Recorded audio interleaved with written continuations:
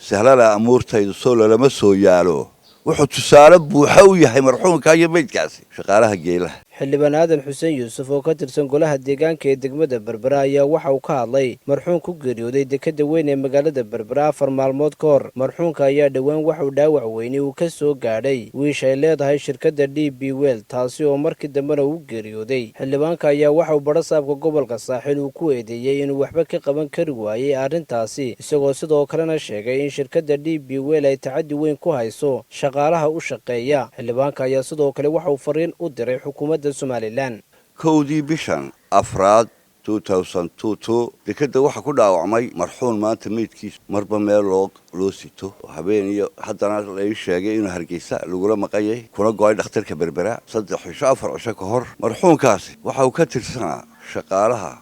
jeelabi shaqadiisii ayuu gacanta ku hayay uu ku dhaawacmay dhaawac wuxuu ka soo gaaray agabka iyo wiishka iyo shaqaalaha DB World oo ma oranayo si bareera cid ugu dhufatay dhaawac shaqo ku yimi boo ha wax hor u dhici jiray bay heedo dekada ka dhici jiray wax ka dhici doonana way inta nool dhaawaca waxa sidii process-ku ahaa loo mariyay refertadii saldhigga dekada dhakhtarka dhaawac culus boo ha dhakhtarka Hargeysa loo qaaday waa la soo celiyay abdaal markuu marayaba koomadii hadana galay dhakhtarka Berbera la keenay way dhakhaatiirtii iyo boolis iyo dadweyne waa la isugu yimi dub waxa uu dhakhtarku u qoray in xaleelaha dhakhtarka Hargeysa dib loogu celiyay iskaan dambe maskaxda qaybta dambe inaan sababta wada caafimaadka shaqadeedii naftiga ka dhacdo waxa la yaabaa oo qaadan waa oo lama arag ah oo aniga igu noqotay حسن موسى قبيجيس يوكلينا سهلة أمور تيد صولة لما سويالو وحط سالب وحوي هاي مرحوم كاي بيت كاس شقالها جيله الشقة كلها وعما شقة صو شقة دي تكتة ودي بيور responsibility ولي بالله هذا وير كأي شقالها وحي كلها وعما كل انتها يحقوق الوعيت نقولش يحرك كوك دائما يمجدقة إلا ما ركتها يا وحلا بلا وحيقول كلفي وشيف يشوف كديدي إلى شريته dadweyne maasa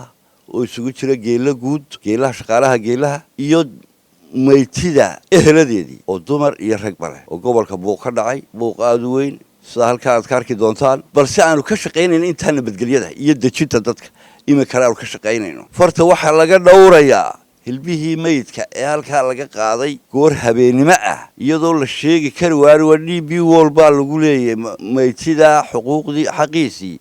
فرت والقفيق كرلاي دكتور كبر برو الباس مدة يالين شالنا سلا بفلان هرتانا جيو دا كم يضحي وحلا يقول حالي بالقاضي هل كانوا كي جيني البها أسكودي يور قدي حقي سلقوا بحنايي وقبل كقرة والله قرة DB World وحأحلان لبش قارة ومدهكي ويش كودي ويش وراها يمهم بقي وحقر سيحي يسقوا الشقادي قعدت كوهيا إنه مرحوم كاس كله أو عمي horay u dhici jirtay dekedan mar haday noocan tahay waxa ka horumarsanay markii ay madaxdii hore haysatay maamulka gacanta dawladda ku jiray bay ka horumarsanay baanaya waxa ugu soo baxbaxaya shaqaalaha shalay gobolka ka hadlayay geelaha dhibtani horay loo haysatay yiraahdeen dhowr iyo 60 something qof oo dhaawac culus ah mid farigoon tahay mid gacali go'an tahay mid aad ka jaban mid caynkan oo noocaasaba DB laga qancin weeyay dhib kale ma ba jirtay barasaabkii decision maker ka sameyn lahaa isagoo cid la xiriiraya la xiriiray iyo barasaabka xigeenkii xitaa bulshada baqanaya go'aamada marxuumka waxa lahaa inay go'aan ka gaadho DB World maariya dekada iyo barasaabka maamulka gobolka wasiirka arrimaha gudaha iyo madaxweynaha si kastoo warkaasi idii soo gaarayba waxa la leeyahay arrintaasi maanta hilbaha halka laga soo caray habeenimada إن هردي لصورة أنا شيء لجوا هين أنا هين بهالبها إن دبلو قاعدة أنا هين واحد عمر خاتيا شيء دي محكمة هي بارسها قعد أو كسلطان أي تهاي واحد لنا إن القرآن قاعدان هدي أنا وحكي بيش كوتشرين سهلنا أمورتي الصول ولا بس وياله كلميت كأي قوة ضمبها يكون كلها وعمي أريتها مسؤوليات عرس أي إذا كسر ماذا حويني قبل كانوا يحكوا جبهة مامور أذك وعدالة ودadka bilaada ka qancin kara ayuu kaaga baahay Cabdirasaaq Qaasin telefishinka Saab magaalada Berbera